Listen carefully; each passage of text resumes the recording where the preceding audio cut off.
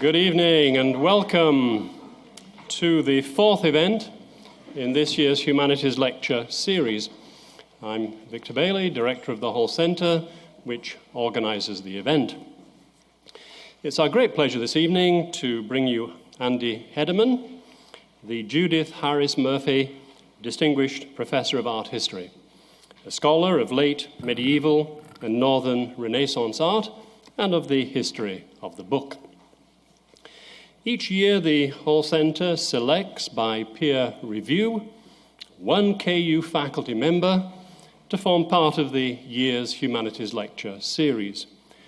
According to our records, this tradition stretches back well over half a century to 1955. Since then, well over 50 faculty have been selected to give a lecture. It's a roster of the most productive researchers in the humanities and humanistic social sciences at KU. We like to think it's an honour to be chosen to deliver this annual lecture. Tonight's event is supported by the Friends of the Hall Centre, of which you too can be a proud member. The Friends organisation makes possible a number of Hall Centre programmes throughout the year. Andy will take questions after her talk, so please go to one of the two mics in the aisles to present your question so we can all hear it. To introduce tonight's speaker, I asked Charles Eldridge, Hall Distinguished Professor of American Art and Culture, a position he's held since 1988. Charlie's KU connection goes back before then, however. He joined KU in 1970 as a curator and assistant professor. A year later, he became director of the Spencer Museum of Art. 11 years later, he was appointed director of the National Museum of American Art at the Smithsonian Institution. His research and teaching focus on the art of the United States in the 19th and 20th centuries. He's published works on Georgia O'Keeffe, art in New Mexico, and artists in the North American prairies, among other themes. He's been honored for both his research and teaching. The W.T. Kemper Fellowship for Teaching Excellence in 2003, the Balfour S. Jeffrey Award for Research Achievement in 2008. So please welcome Professor Charlie Eldridge.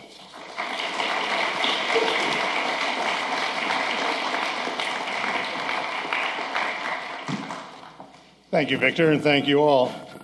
I'm not sure my family would recognize the gentleman you described, I think, for a generous introduction. And it's my pleasure to introduce a colleague from whom I have learned much. You noted in Victor's introduction of me that not a word about medieval France was mentioned. But it is my pleasure to be a colleague of Andy Hedeman, to have welcomed her here 2 years ago as the Judith Harris Murphy Distinguished Professor of Art History, a role she has filled in exemplary fashion already in the 2 years that she has been here. When I asked Andy what she wanted me to say by way of introduction, I knew that she didn't like long introductions, and neither do I. And so I asked her, and she said, "Tell them 3 things." She said, "Tell them I was elected a fellow of the Medieval Academy of America in 2010. Not many art historians, in fact, are elected to such an august body, and she brings distinction to it." Secondly, she wanted me to report that she won a Guggenheim Fellowship in 2011. That, you know, is an imprimatur of worthiness and distinction. And thirdly, she said, "I make excellent profiteroles." And I'm here to attest to the excellence of said profiteroles to be enjoyed in the warm hospitality of the Hedeman home. She has earned numerous research awards, many of which are listed in the program for you. In addition to the Guggenheim, she's been recognized with fellowships from the National Endowment for the Humanities, the American Philosophical Society, the Getty Foundation, the American Council of Learned Societies, the Crest Foundation, the Centre National de la Recherche Scientifique in Paris. I'm not a francophone. And from the National Science Foundation, 2 times. Andy, this is the humanities lecture. At the University of Illinois, from which we lured her away, she held a series of appointments moving up the professorial ladder in art history between 1983 and 2012. For several years, serving concurrently as in professorial appointments in medieval studies and in the National Center for Supercomputing Applications.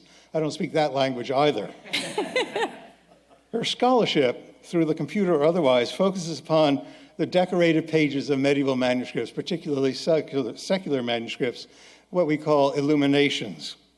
And it has resulted in a series of landmark publications, beginning with the Royal Image, the illustrations of the Grande Chronique de France, published in 1991, which as a debut book was acclaimed as, in the words of the Art Bulletin reviewer, a remarkable study and a major contribution. All future investigations will have to start here. I have colleagues who would murder for that kind of acclaim. Others added to it, the strength of Hedeman's interpretive approach lies in her close attention to text-image relationships, yielding astute analyses of the emendations, substitutions, and additions from one redaction to the next, a groundbreaking and challenging study.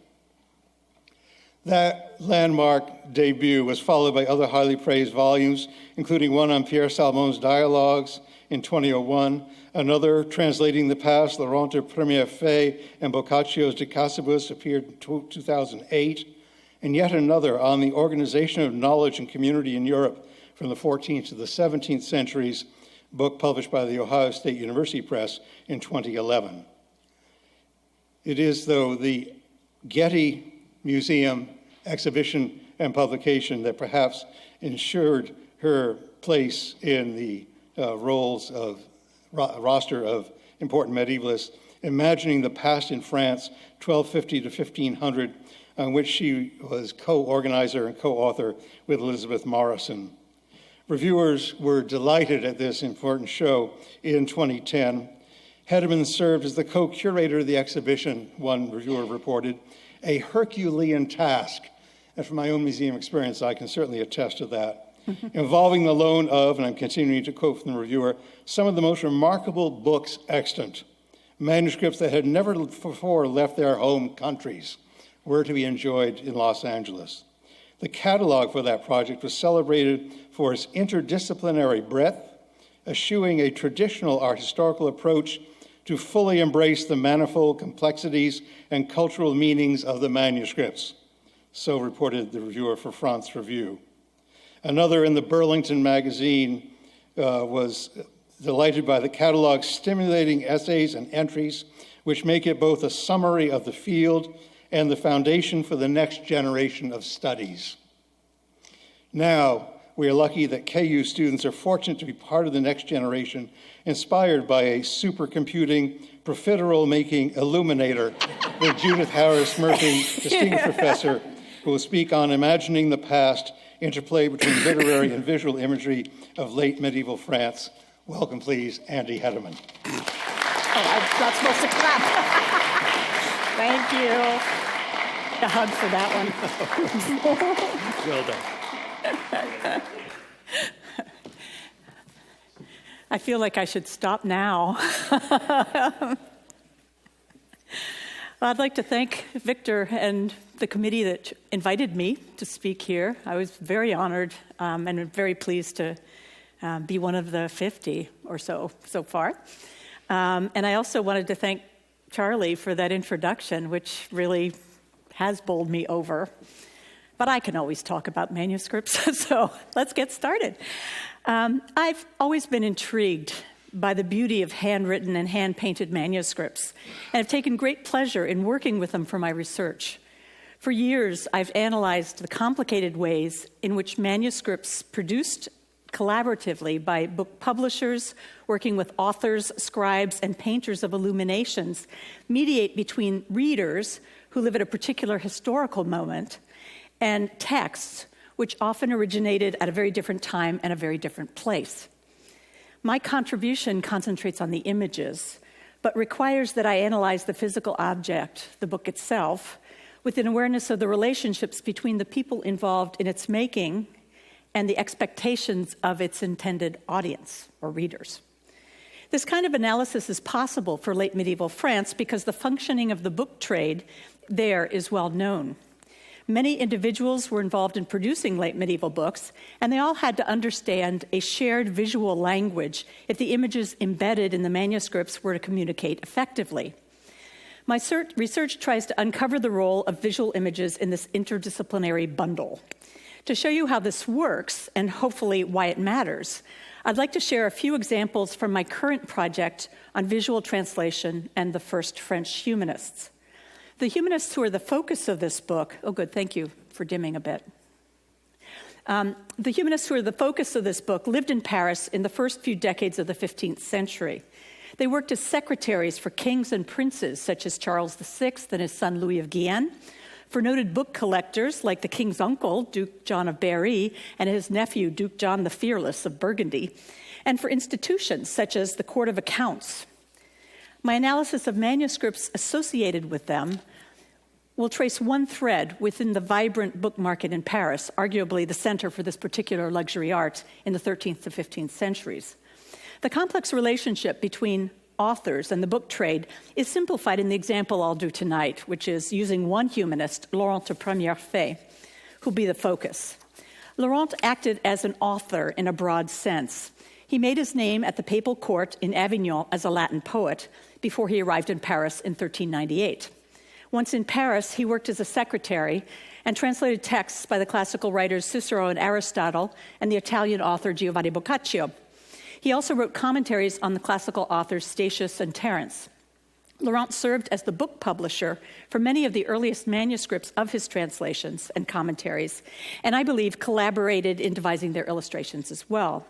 He was very aware of how illustrated books communicated and had access to illuminated books in Parisian libraries because of his connection to politically powerful men.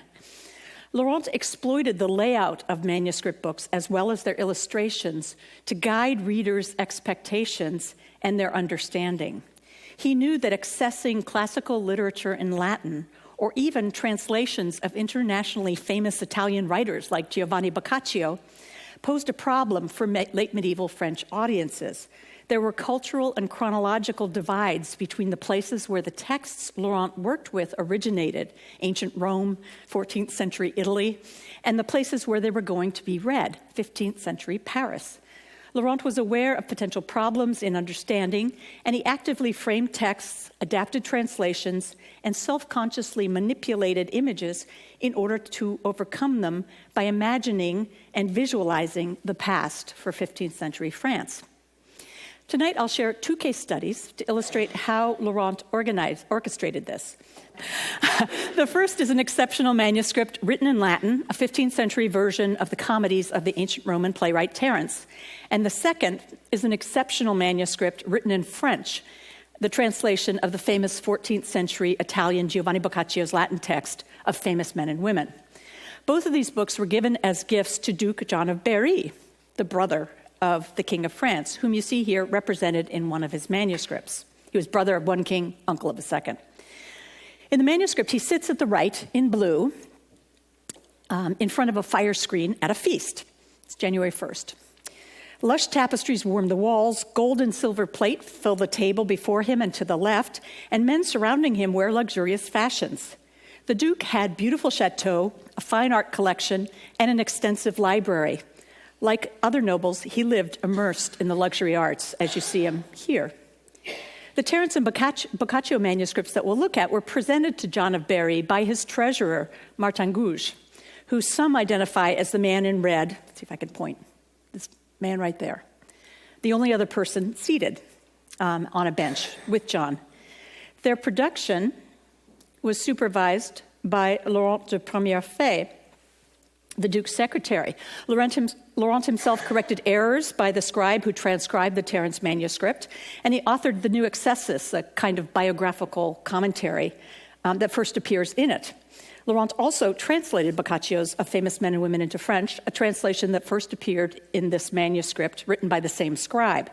Thus, it's highly likely that Laurent acted as the book publisher and even, as I said before, as the author of these manuscripts, providing text for the scribes to copy, overseeing the scribes' transcription, and working with artists to plan the illustrations.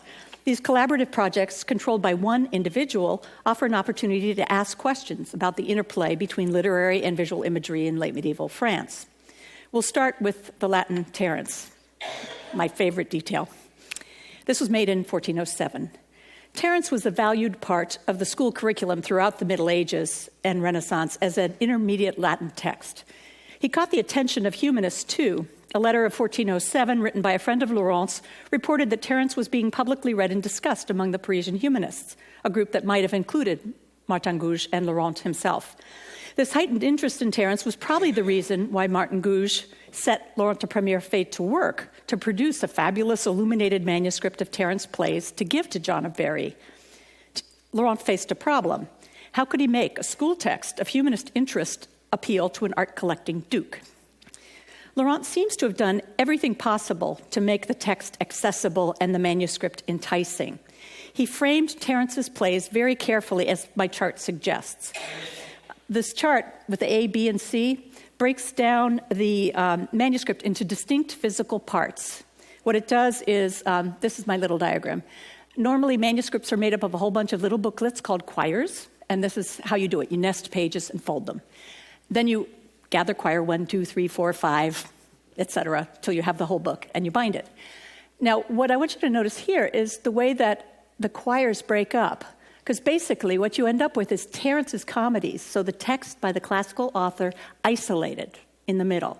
It's there on 16 quires, right in the middle. And it's preceded by a baby quire of only 2 folios, so specially tailored, with a painting on it. And it's followed by 2 quires, which contain Laurent's excesses and then traditional summaries of the sort that you usually get for Terence plays. So the way the book was thought of was contextualizing Terence with a picture at the front and the text at the end, and leaving Terence all by himself at the middle. Now, of course, once it was bound, no one knew this, except for me when I looked at the structure of the book. But the pictures reflect this conceptualization, this way of thinking about the text and its reception, and that's what I want to talk about. Because the Terence manuscript is not written in French, its layout and illustration had to carry the weight of the cultural translation between Terence's Rome and John of Berry's France. In preparing them, Laurent did research in manuscripts available in John of Berry's library and in the important historical library at the Abbey of Saint-Denis, 6 miles outside of Paris. And he studied the images that they contained. He and the artists collaborating with him also drew on their own lived experience. His research impacted the art in John of Berry's Terence. In the original commentary to Terence, part C on my long chart here, Laurent acknowledged that he consulted, quote, old manuscripts, end quote. One likely old manuscript model that was available at Saint-Denis in the library when Laurent was doing his job or doing his work is a densely illustrated book that has drawings for almost every scene in Terence's plays, and that was made, as you can see, in the late 9th century. It opens with a pen and ink portrait of Terence, here on the right, held by masked actors, followed on the next page by drawings of a cabinet containing masks, which is how you would define character types in the plays. They establish gender and identify types, old man, young man, etc. Opposite this is a man wearing a mask who is speaking the synopsis argumentum that precedes the play's prologue. With each of the 6 plays that follow in this manuscript, images appear at the beginning of individual scenes. And what's interesting is they represent characters very simply, identifying their types by masks. This is old man, old man, old man, and that's adolescent.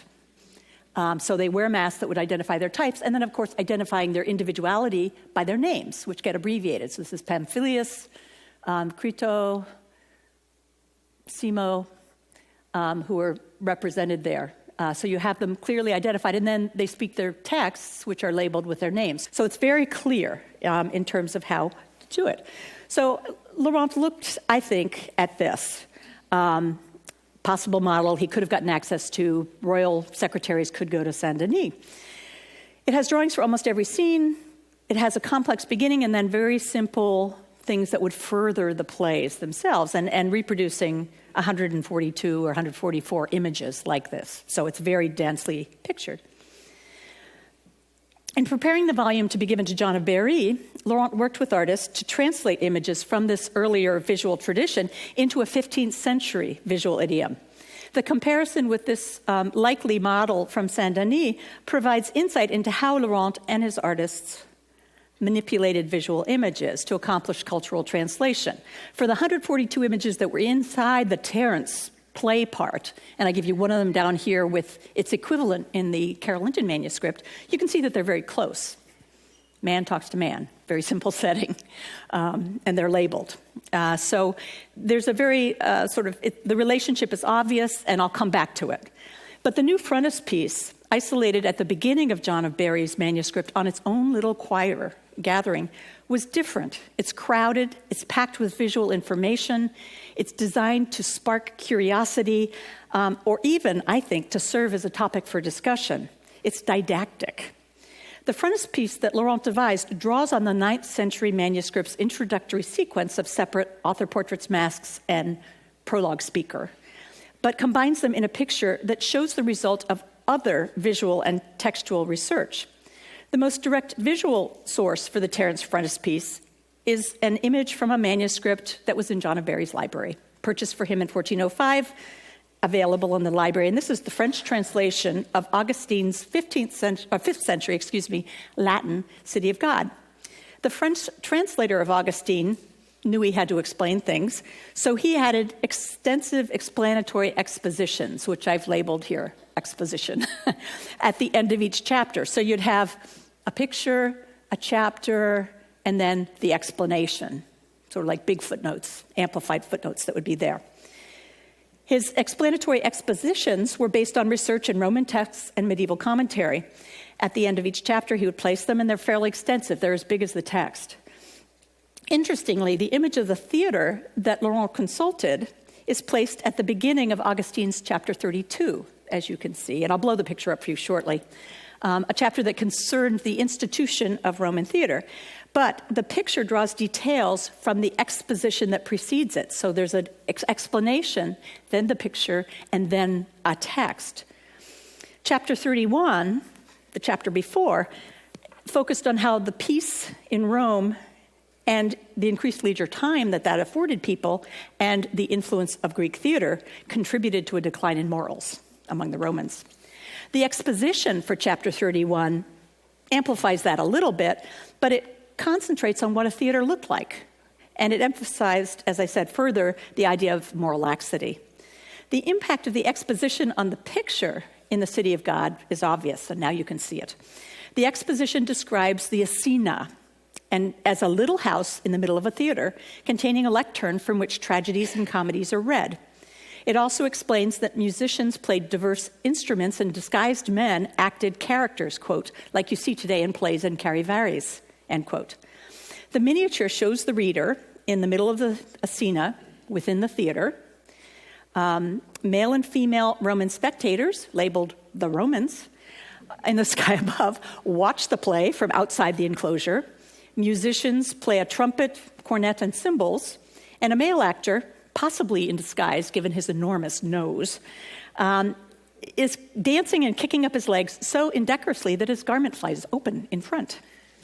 In planning the new frontispiece for Terence, Laurent drew on this illumination on the older 9th century Terences, which I combine here for you. They're author portrait, whip, there, masks and speaker, and also on this inscription that I didn't draw to your attention before, which mentions Calliopeus, who was probably an early scribe. So he put the two together, or thought about putting the two together, and he distilled it into this complex image that represents Roman theatrical practice as it was understood in the 15th century. The picture underscores the dangerous threat to morals that Roman theater provided even more than Augustine and his commentators had. The lower half of this new image introduces the author Terence and the city of Rome, and the upper half represents Roman theater. Terence sits within the city, identified as Rome, by labels at the bottom of the teal-colored wall, right there. He's dressed as a scholar with a black cap on his head. His name, Terentius, floats above the green-bound book of his plays that he points to and hands to a pair of younger men. One of these is simply dressed in blue. The other one is more richly dressed, wearing a robe with trim sleeves, a distinctive gold and white hat. These anonymous men recur in the upper zone, where their identity or social role is clarified. And just to point them out, the man in blue with the book is easy to see. Here's the other man. He's been rubbed, scraped. That's not attacks, it's just damage. But he's still got his hat that lets you see him. The upper zone is jam-packed and provided with many explanatory Latin labels. Some set the stage, labeling the walled enclosure as the theater and identifying the scena, which here is not a building, but a structure made of softly draped cloth. Other labels on the lower part of the scena and the sky identify the mature male spectators as the people of Rome. Still other labels, placed on the front of the lower part of the scena, identify the man in blue to whom Terence had given his place as Calliopeus, and classify the four masked men who cavort and dance to the music of trumpets and schwam as gesticulatores, participants in pantomime. Some of these details are also the results of scholarly research. For instance, Calliopeus' identity had been something that people were curious about. In a group of Terence manuscripts, including the one from Saint Denis, Calliopeus' name appears on the title page at the end of each play and at the end of the text. Scholars from our era believe that Calliopeus was a late antique scribe who was advertising his skill, and they speculate that medieval scribes copied the inscription about him to signal that the text they copied was of high quality. Medieval commentators, and Laurent is one of these, came to different conclusions. Laurent, for example, described Calliopeus as a reader in his biographical commentary, which is why Calliopeus appears in the scena reading Terence's plays from the Green Book while they're mimed by the masked men. Still, other visual differences between the theater in the City of God manuscript and in Terence's comedies result from Laurent's academic research. The pure roundness of the theater and the form taken by the scena with its softly draped curtains suggests that Laurent read further in Roman and medieval texts to learn about theater. For instance, Isidore of Seville's 7th century Latin description of theatrical architecture in his etymologies said that a theater shape was round, like an amphitheater, but afterwards it was halved. Perhaps because of this, Laurent believed that the older Roman theaters were round. The curtains surrounding Calliopeus as he reads in the scena may reflect independent research in a source like the French translation of the Roman historian Valerius Maximus, which was in John of Barry's library. The translators of that text added a gloss that described a movable curtain structure within the theater. Laurent drew on these and other texts to visualize the past. However, he or his collaborating artists also drew on everyday experience to heighten the immediacy of the picture and on costume to emphasize its difference in time. So it's bringing it forward and pushing it back. For instance, the musicians in the Terence illumination play the 15th century instruments, shawm and trumpet, typically used to play alta musica, loud music, the kind of outdoor music that 15th century towns and courts required for processions or ceremonies.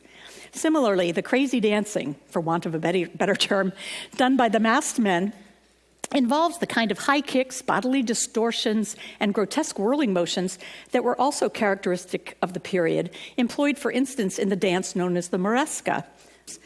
The combination of loud music, reading, and lewd pantomime, the foremost dancer in pink is one of my particular favorites. I have to go back to Paris to check this one out because he looks like he's exposing himself.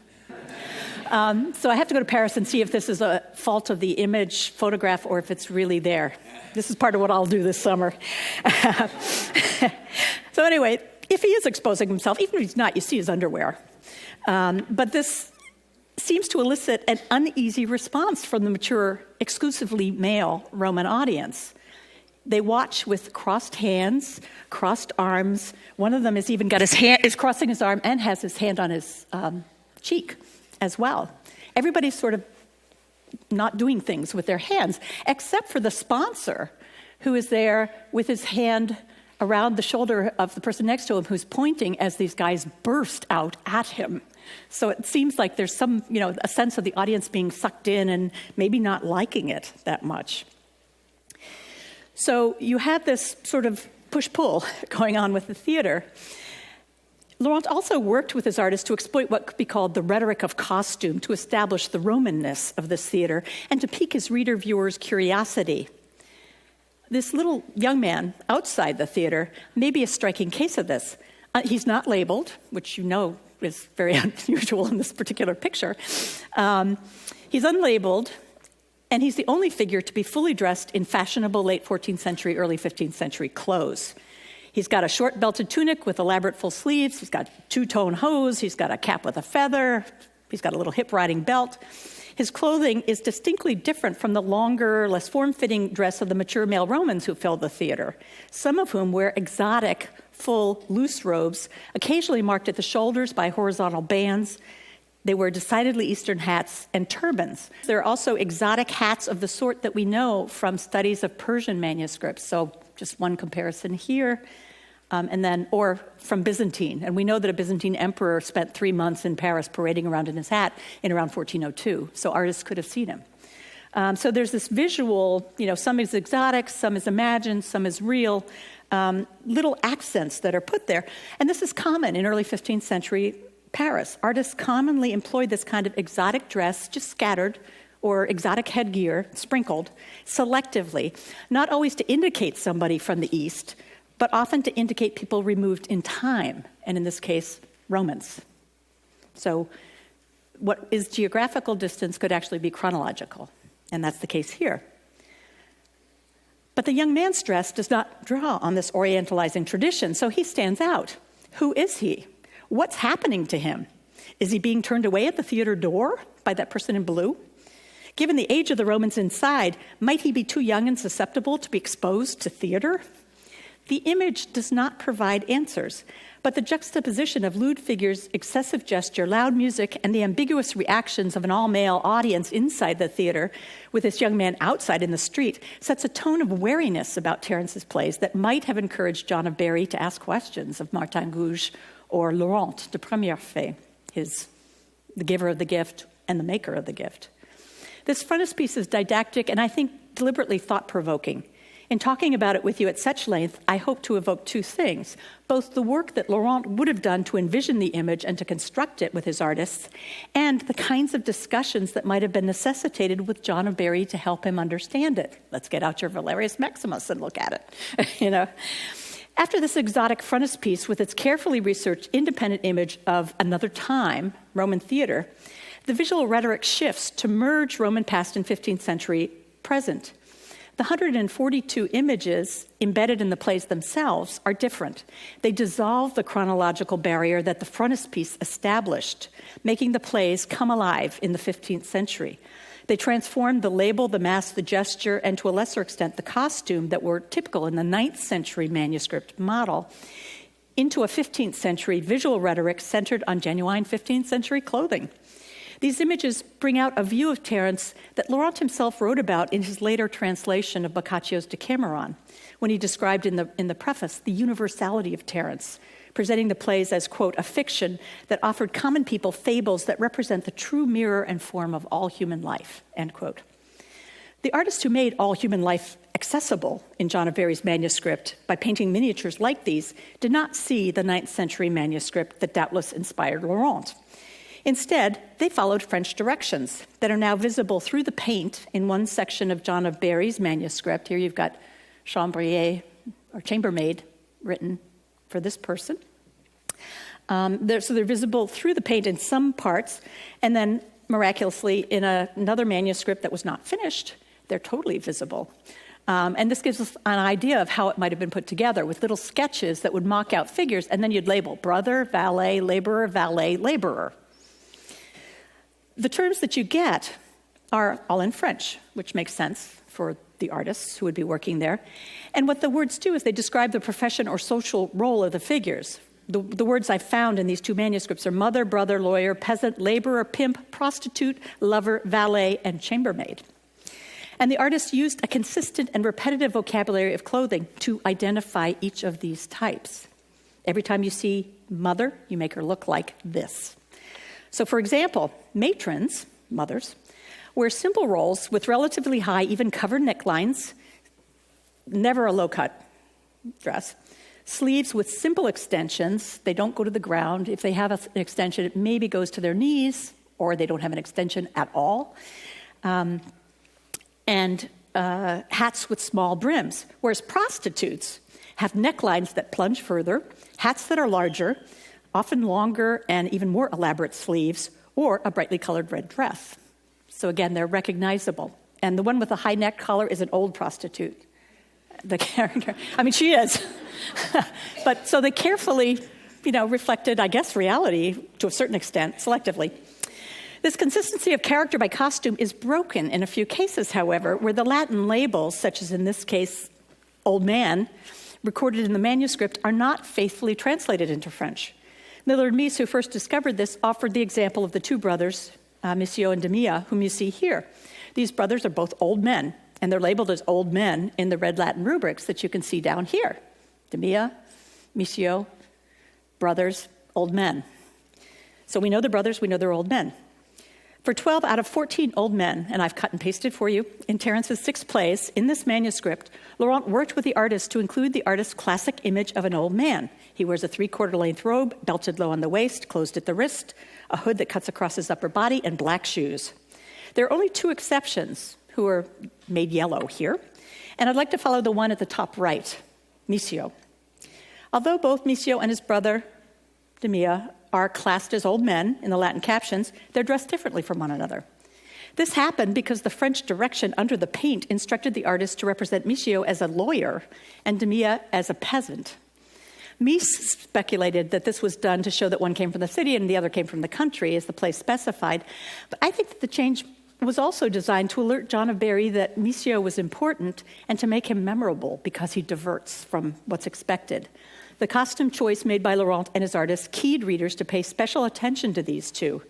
When Monsieur and Demia appear together, dressed differently despite their shared characterization as brothers and old men, readers would anticipate that the play might clarify the distinction and they'd be more attentive as they read it.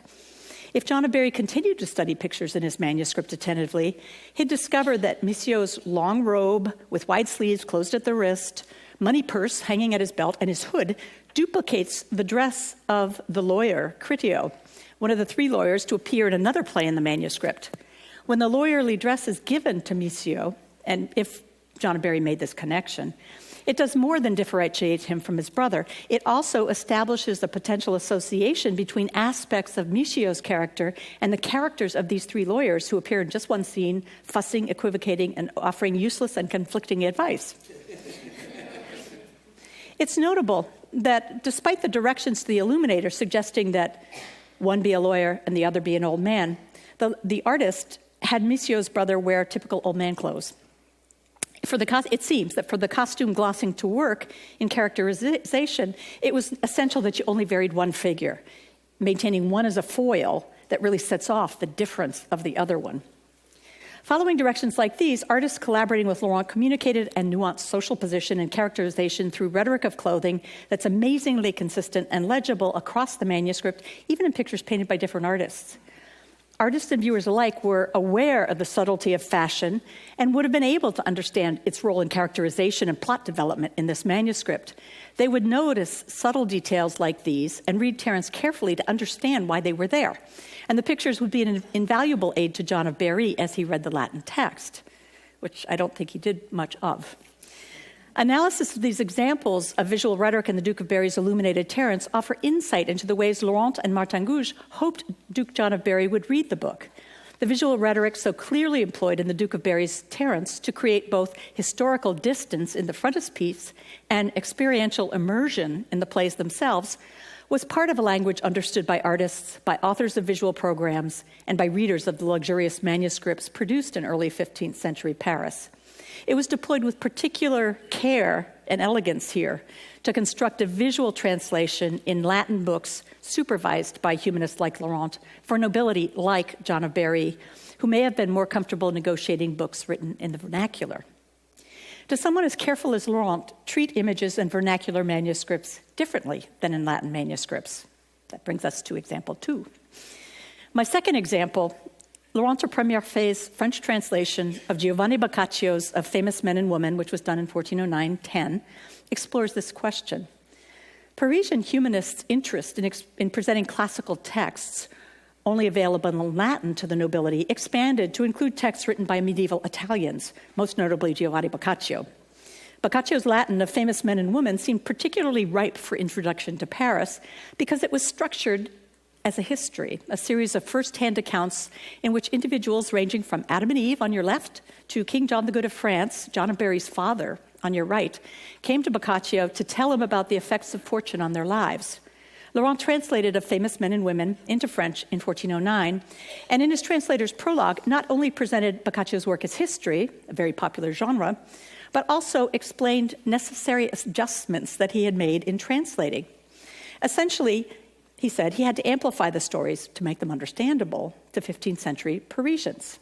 It's necessary, it seems to me, that Latin books should be changed and converted in their translation into such language that their readers and listeners can understand the effect of the sentence without enormous or long efforts of understanding.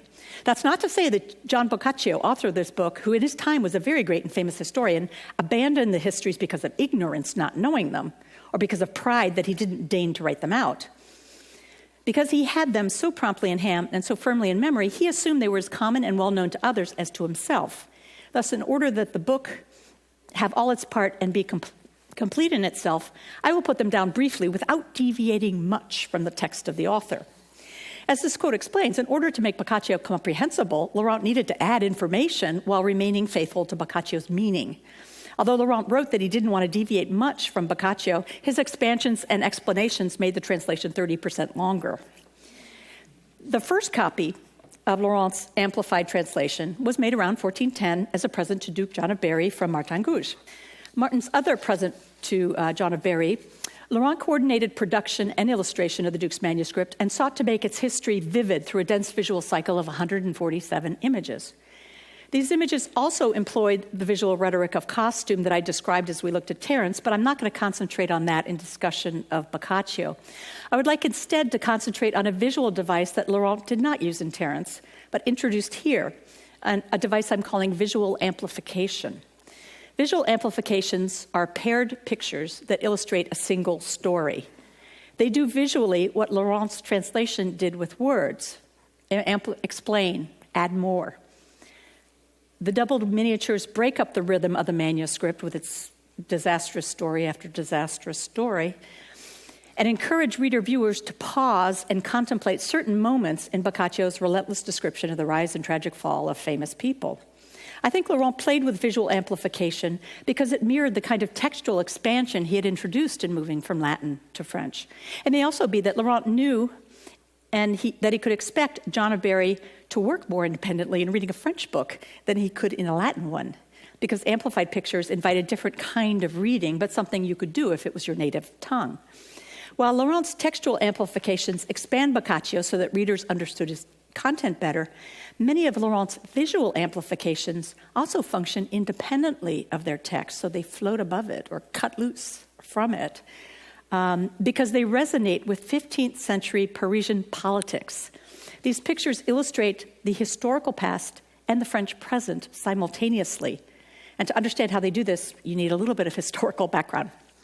Laurent oversaw production of this manuscript during a time of growing conflict among the French nobles caused by the mental illness of the king, John of Berry's nephew, King Charles VI. Charles's illness over a 30-year period came and went. He was incapacitated so often that a system of governing councils was devised to ensure that the government ran smoothly, whether he was able to work or not able to work. The structure of the councils varied, but usually they included the queen and the king's uncles, brother, and cousins. By the early 15th century, you can imagine the power plays that happened in this. But by the early 15th century, there were two opposing factions that emerged in this group. One formed around the brother of the king, Duke Louis of Orleans, and the king's uncle, Duke John of Berry, our man. The other formed around the king's cousin, John the Fearless of Burgundy. The relationship between the young cousins, Louis of Orleans and John the Fearless, deteriorated and was so toxic by 1407 that John the Fearless arranged Louis's gruesome assassination hacked to bits in a Parisian street. In 1408, an official justification of this assassination was written and circulated. The Orleans family rebutted it publicly in both 1408 and 1411. Relations went from bad to worse, attempts at negotiation failed, and a treaty in April 1410 finalized two opposing political parties, effectively marking the beginning of the French Civil War that was to last for decades. The amplified images that resonate with the Civil War encouraged John of Berry to see history as both past and present, or to put it another way, to read the present through the past.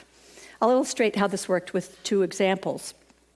The first involves the suicide of the Roman matron Lucretia.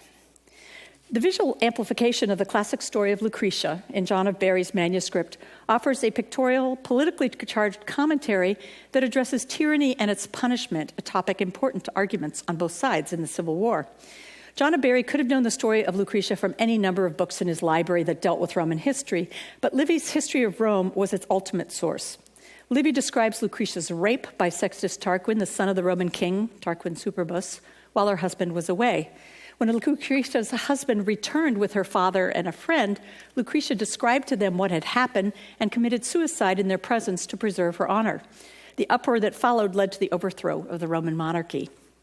The tale of Lucretia was well known in late 14th and early 15th century France through a series of illuminated translations from Latin that were available in libraries, including John of Berry's. Just to show you a few. This French translation of Valerius Maximus's memorable deeds and sayings of the Romans entered John of Berry's library in 1402. It incorporated Lucretia's story as the first example in a chapter on chastity. The picture of Lucretia in John of Berry's copy of the anonymous French translation of Boccaccio's Of Famous Women featured her dramatic death, perhaps in keeping with a brief moralizing paragraph in the text that stressed she killed herself for her honor, and that explained that the liberty of Rome resulted from the political firestorm ignited by her suicide. Finally, Laurent featured her in his illuminated translation for John of Berry in 1410, in which he summarized and cited Livy. The illustration in John of Berry's Valerius Maximus are interesting because they amplify. It already stretches the story to associate Lucretia's rape in the left-hand side with the suicide in the right-hand side causally, cause and effect. The left-hand scene includes key narrative details from the moment of rape when Sextus Tarquin came into Lucretia's bedroom with a sword in his hand, put his hand on her chest, and threatened her. The right-hand scene takes place the next day. It shows Lucretia's suicide after she described her rape to her father, husband, and friend. Here's two details. Lucretia's loose hair in the lower detail, the right-hand image, reinforces for a careful viewer, and this image, her head is about half a centimeter. It's tiny. But the loose hair reinforces that the rape has happened. She's come undone. And the fact that the angle of the knife that the rapist uses continues its downward plunge in the suicide, and I've exaggerated this here by my arrangement, but it's there, makes the pair a visual amplification that establishes a causal relationship. Those who read the text after looking at the image would follow Livy in attributing Lucretia's suicide to Sextus's rape. The illustration in Laurent's translation of Boccaccio plays off this traditional causal relationship by introducing a contradictory, innovative visual amplification. While the image of Lucretia's suicide in the lower right of the sequence of scenes, and this is the one taken from the Boccaccio, draws on the traditional visualization. Three men, Lucretia's there, she stabs herself. There's a subtle shift in the Boccaccio image that encourages readers to focus on the three men who are shifted to the left, and to differentiate Lucretia's old father in pink and young husband in green even more clearly from the friend at the far left, who subsequently led the forces that overthrew the Roman government. You can see that in the first image, the friend is like a floating head, and second one, you see a little more of him, but here he actually gets a full body representation, so he is unpacked from the group. The emphasis on male reaction and the increased focus on the friend, Lucius Junius Brutus in Laurent's translation, plays well within its visual amplification. Lucretia's rape is part of a two-image amplification in one chapter, the only one in the book where this happens. The picture that begins the chapter, that Lucretia's suicide subdivides, shows Lucius Tarquinius Superbus, the father of the rapist, murdering his predecessor, King Servius Tullus, to usurp royal power. The placement of these images of murder and suicide at the beginning and middle of the same chapter visually cast Lucretia's suicide as more of a response to the assassination and usurpation of power than to her rape. The visual causal relationship is political. Unusual image pairs, visual amplifications like this, play an important role in the nonlinear reading that Laurent promoted for the text of this manuscript. For instance, John of Barry might remember this visualization of the story of Lucretia 3 chapters later in Boccaccio's chapter on tyranny, which was often cited in the polemics of the Civil War. In the beginning of that chapter, Boccaccio described rulers who didn't follow good counsel. He then turned to examples of men who accomplished great things, one of whom was Lucius Junius Brutus, the third man at the suicide. Laurent amplified Boccaccio's text in the chapter on tyranny by saying that Brutus was the brother-in-law of Lucretia, so he was family.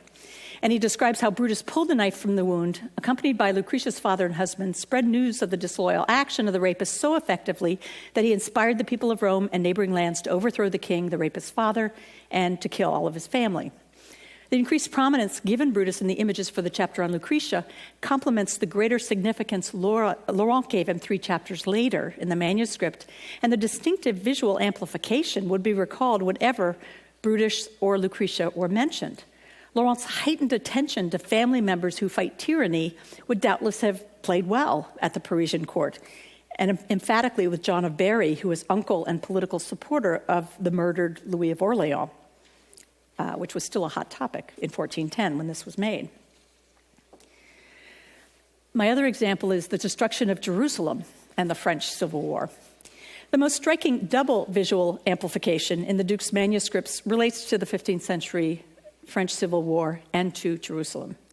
Its scale and horrific subject matter signal its importance. The first image in this amplification on your left shows the first century destruction of Jerusalem by the Roman Emperor Titus in a 2-column wide illumination. And the second image shows an event that putatively took place during the Roman siege when a Jewish noblewoman named Marie devoured her baby because she was starving. When her fellow Jews discovered Marie's actions, they lost heart and Jerusalem capitulated. The first miniature, in particular, draws on the language of costume to cast the Jews in a sympathetic light. And here I show you details from the Roman army in the upper left, and here at the bottom, from where the Jews who've been captured are being sold to Saracens, as they are described in the text. So here's a Roman selling them off. So this draws on that language of costume. By now you should recognize turbans tied around the heads of some of the Roman soldiers. So, there. And even the shape of their swords, which resemble the swords of the Saracens. So you're given a sort of Eastern twist to these Romans. So they're equated with the Saracens who buy the Jewish survivors, while in contrast, the Jewish survivors, the women and children who flee from the burning city and the men who are being led off, wear simple dresses if they're women and chemises or belted short robes if they're men. It's thus the Jews who are dressed like contemporary 15th century French people. The second image, with its tabooed act of cannibalism, was vividly memorable, standing out for the quality of its violence, even in this manuscript, which is filled with decapitations, bloodbaths, acts of mayhem of all sorts. When John of Barry was given this book and first looked through it, these images would undoubtedly have riveted his attention. The 2-column wide scene of destruction was the only large picture in the book. Because of this, it served as what I like to call an interior frontispiece. Its placement deep within the manuscript would encourage John of Barry to read by dipping into different sections of the book, rather than necessarily going from beginning to end. It would also encourage him to read the illuminated texts in the book through a contemporary lens. What escapes us as modern viewers is how resonant the destruction of Jerusalem and the social breakdown embodied in the tale of Marie was in early 15th century Paris, and how it was associated with the royalty's selfish behavior as they jockeyed for power over the mentally ill King Charles VI. These images resonate with a thread of 15th century political writing that associated the contemporary French with the first century Jews who lost Jerusalem. For example, a letter written to Charles VI around 1410 by his notary secretary Pierre Salmon described the discord that struck the royal house. Salmon lamented Jerusalem's fall, quoting the words of the biblical prophet Jeremiah, and then glossed them with reference to the civil war that pitted the party that included John of Berry against their opponents. Salmon explained to the king, according to the sense of the letters, Jeremiah the prophet cried and lamented most piteously and tenderly with his whole heart the destruction of the city of Jerusalem and the desolation of the realm of Israel. There will also be great sadness to hear about the piteous decline of your royal house, of your noble city of Paris, and in conclusion of your realm. Eustache Mercadet's contemporary three-day play, The Vengeance of Our Lord, associated the destruction of Jerusalem with the cannibalism of Marie and the body of the play. Each day of the play was in turn framed by speeches by a preacher and a theatrical director that bemoaned the French Civil War. So you had the past history played and then comments that were modern. Like Salmon's lament, this framing device demonstrates how easily discussion of the Civil War layered present events over past ones. Thus, for instance, the preacher's opening and closing sermons for the first day of the play pair the Civil War and the Jews besieging Jerusalem. Opening sermon. Thus, a curse falls on every land and every place where there is no fear of God. And that's why we see with our own eyes wars and tribulation right here in the Kingdom of France. Do not doubt that all countries in which sin and obstinacy stubbornly reign will be destroyed in the end. Or from the closing sermon, they, the French, are just like the Jews. They band together against God, and men come and seize the property of others like the thieves, pillagers, and brigands who all too often roam the countryside. I see the standard that cruelty is set, deployed, portrayed in black and burning flames to destroy all this realm. The large-scale frontispiece of Jerusalem's destruction and its paired image of Marie's cannibalism echo contemporary texts like these by Pierre Salmon and Eustache Mercadet. Taken together, they suggest that the pictorial message about the Civil War and the broader visual rhetoric which encouraged reading past events through the lens of the present was almost certainly clear to both artists and audiences in early 15th century Paris. Though illustrating a chronologically arrayed series of histories, the illuminations that Laurent devised for his translation of Boccaccio suggested an alternate way of reading and experiencing history. The illuminations occur at frequent intervals and encourage readers to dip into single chapters where they would find tales of individuals like Adam and Eve and learn about the weaknesses that led to their downfall at the hands of fortune. A small group of illuminations disrupt the status quo by using visual amplification to stretch the story out into two pictures. These amplified visual stories encourage readers to work harder, to follow the lead of the visual images, and try to associate their texts with others in the manuscript, or in some cases, to discover comparisons that are not text-based, such as the association of Lucretia or the destruction of Jerusalem with the French Civil War. Laurent's ideal reader actively engages with text and illuminations, following their lead to navigate the manuscript in a nonlinear way and to construct lessons for himself. The experience of text and image encouraged by both John of Berry's Latin Terence, in the upper left and here, they're sort of to scale, closer to scale, and his French translation of Boccaccio required an active and visually sophisticated humanist reader. In these books, Laurent offered John of Berry quintessentially educational texts whose images, and in the Boccaccio, images and translated texts, incorporated amplifications and encouraged discussions and digressions. In this, they embodied the practice of humanist educators when they presented text to their students. When teaching Latin texts, humanists often did a line-by-line paraphrase, creating a Latin narrative, a kind of translation, that made the text more comprehensible. Then they would go through the text, annotating it orally in order to, as Anthony Grafton put it, identify historical individuals and facts, explain myths and doctrines, reveal the logic of tropes, using the many problems that came up as pretexts for digressions into every imaginable subject. Grafton has suggested that repeated exposure to these techniques left their stamp upon students, creating humanist readers conditioned to have certain expectations when they approached a text, to actively read. Grafton's humanist reader, this is a bash of Grafton. Grafton's humanist reader was Italian and thus did not expect the dense illustration characteristic of manuscripts made for the medieval French nobility. However, as a French humanist and translator, Laurent Premierfait was aware of French taste and was able to exploit it. It was natural for him to incorporate dense pictorial cycles to further his humanist goals in presenting Terence's comedy to John of Berry or in undertaking the translation of Boccaccio for him. Laurent's visual and textual amplifications cast John of Berry as an ideal humanist who would actively interpret the pictures in his manuscripts as a guide to a modern, Christian, and specifically French understanding of a past that actively engaged with the present. Thank you.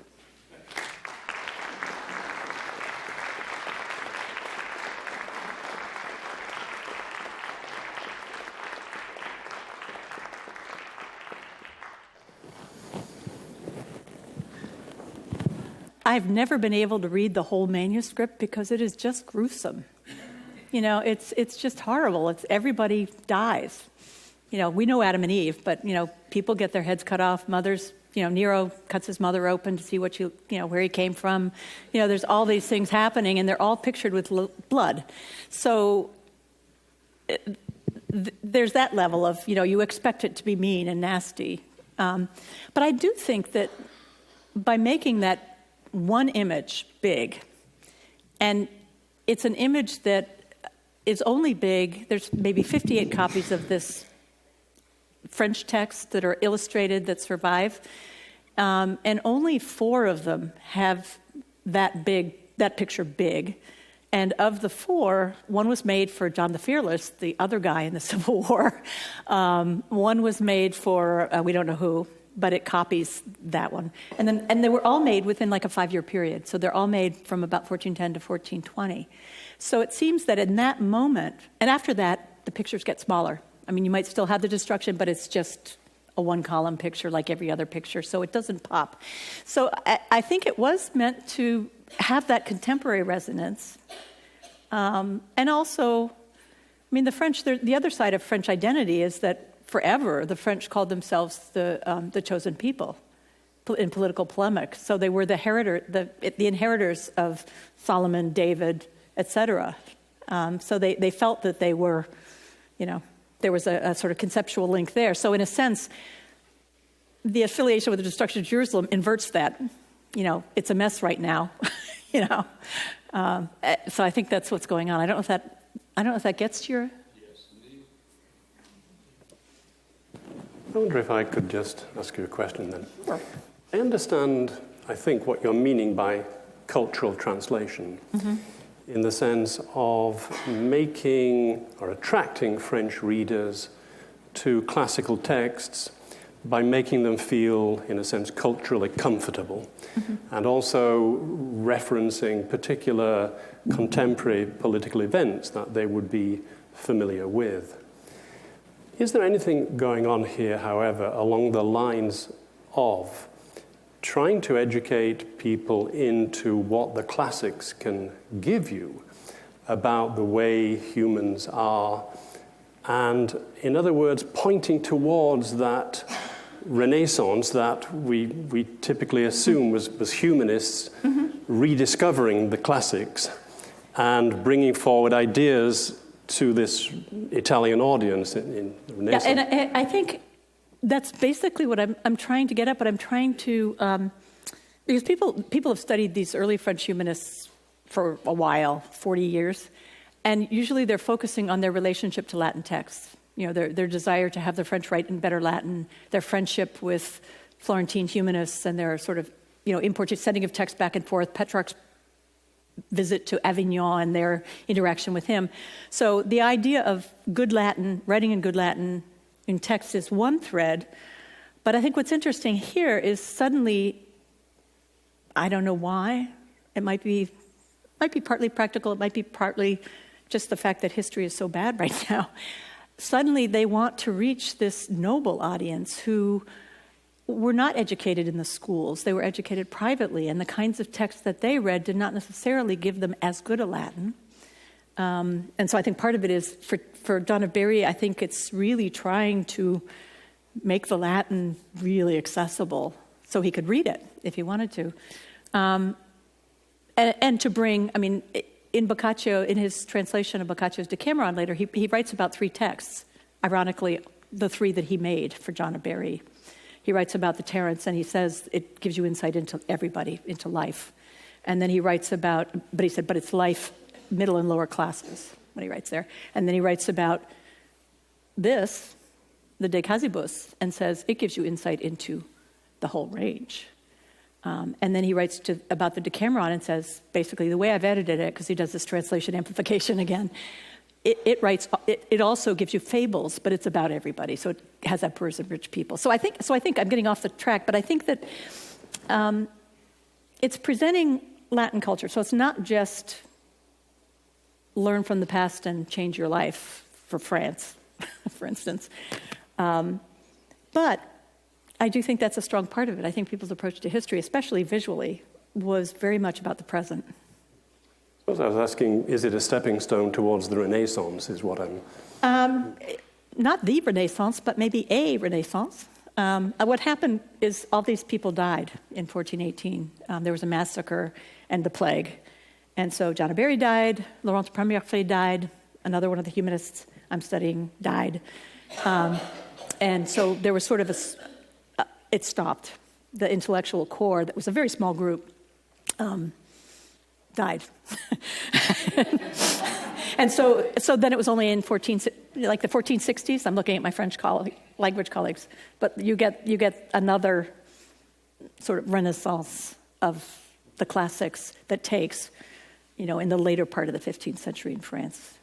And that's the one that I guess up until about 40 years ago most people pointed to, because this one's very medieval, I think.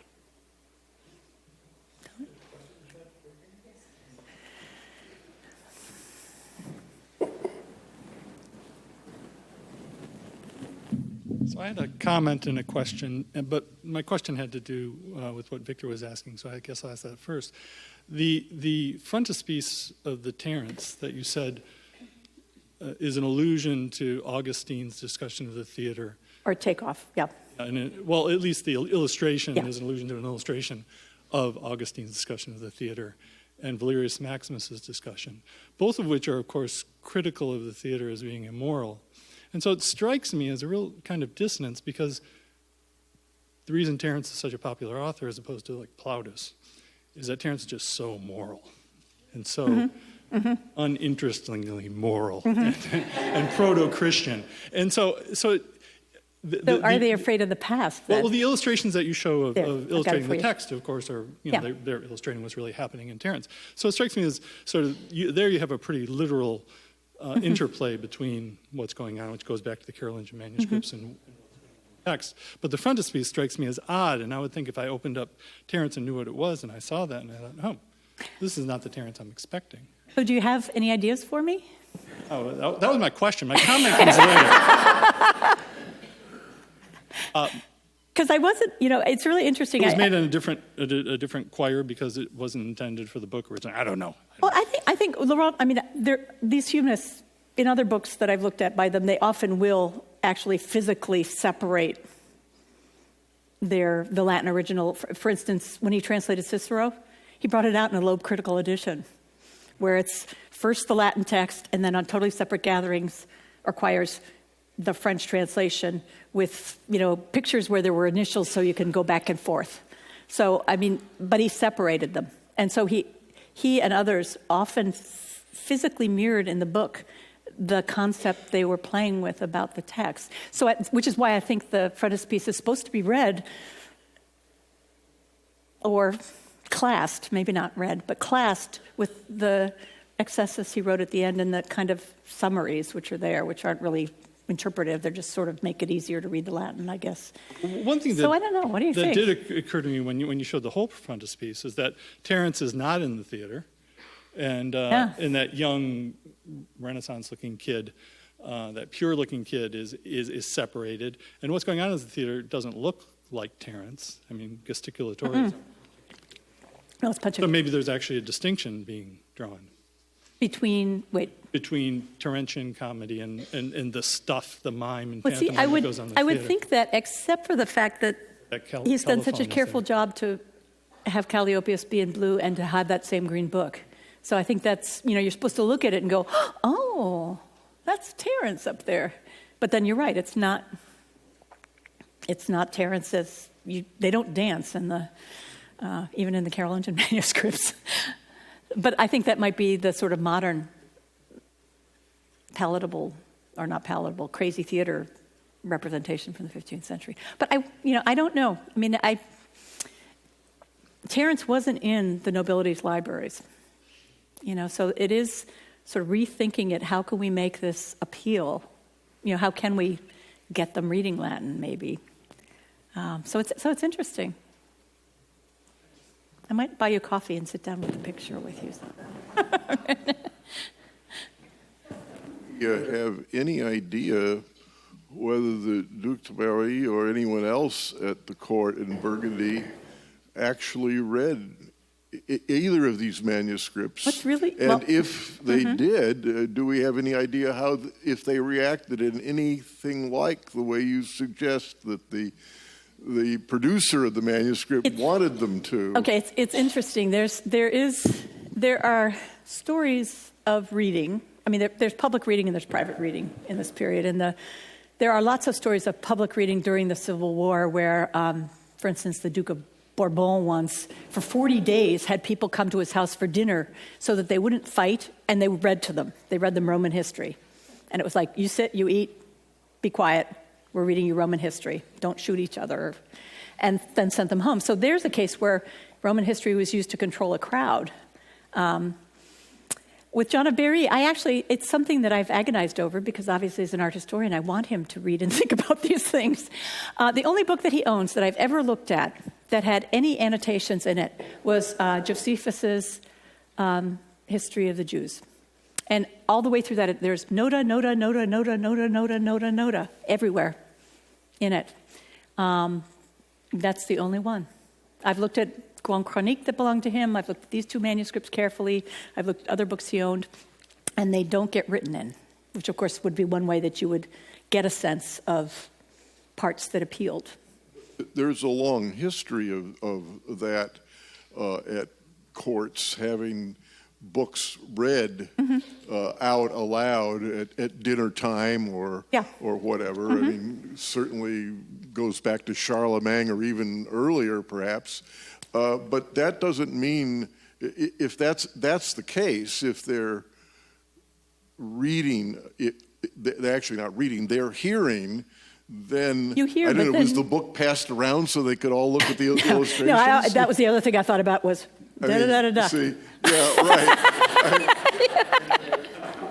I'm thinking of the mechanics of this. But I mean, the thing is, John of Berry had a lot of books, but there are documents from, like, say, Charles VII, who, when presented a book, took it back into his private room, and then later brought it out and opened it and showed it to ambassadors saying, look at this picture, look at this picture. So there is some evidence that they did look, dip, and that, you wouldn't just read a book once or look at a book once. I could imagine hearing the book read and then looking at it, or looking at it and having someone talk to you about it. I mean, I think that sort of active engagement is something that was much more common than it is now. And I guess the other thing I wanted to say is what I try to do, because there's a real, as you were pointing out partly, there's this real tricky ground about, what really happened?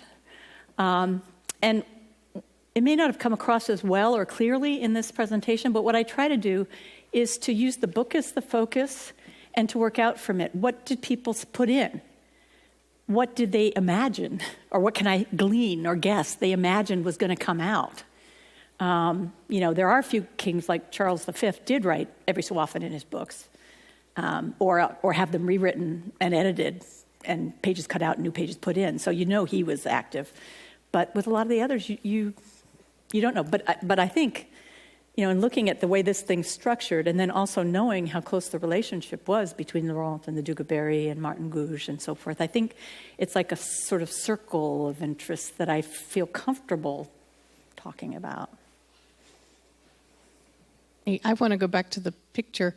What? Yeah, who are the two guys in the middle? I don't know. One of them has a turban, though, or a dangly cloth. Originally, I mean, I've gone back and forth. I think that section is ambiguous, and there is no text. So art historians often get squished when there's no text. No visual analyses. There is a manuscript that copies this one, but it doesn't have that. So I really think the young man is definitely a presence, and I think you're supposed to see him. Does the guy in blue in the middle have something over his eyes? I mean, just looked almost like... He's got one of those little hood hats that's sort of like this.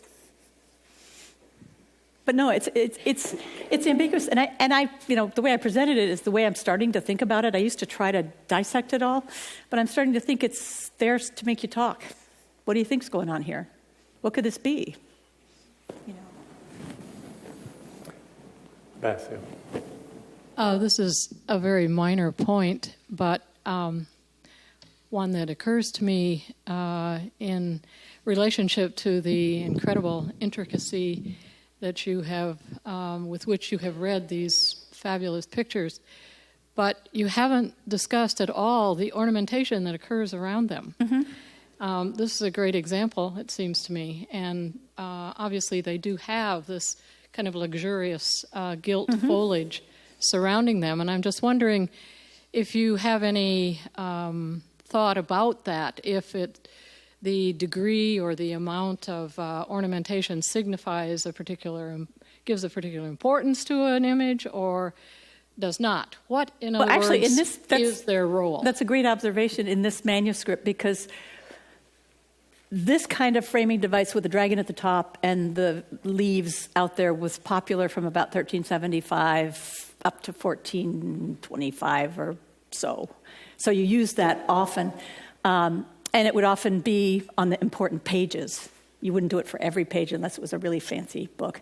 What's interesting in this manuscript is that is there, but when you get to the other images, there's nothing. So there, you just have little sprigs coming out of the initials, but there are no sprigs coming out of the rectangular picture, which there would be in a more normal, in like a chronicle from this time. There would have been that.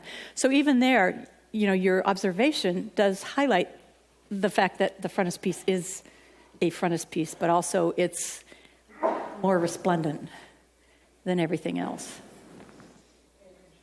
Yeah. It's like, I was hoping Misty might come. oh, good.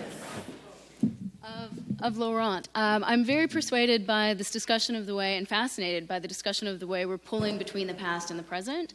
And I have a suggestion for another textual element that I think that your reading can pull in the casibus in particular, because Laurent makes some changes in the text from Boccaccio. Yep. Boccaccio, laments everyone's falls as accidental or the fault of fortune.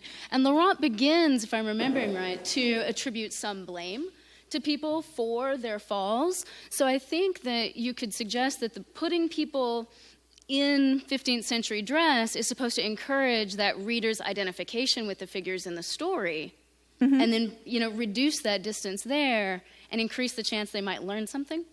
I'll have to think about that, because he makes all kinds of changes, like Dido. Yeah. He says instead of being Phoenician, she's French. So there are some very obvious kind of connections. Part and parcel. Yeah, that's interesting. Yeah, no, I'll look at that. Thank you.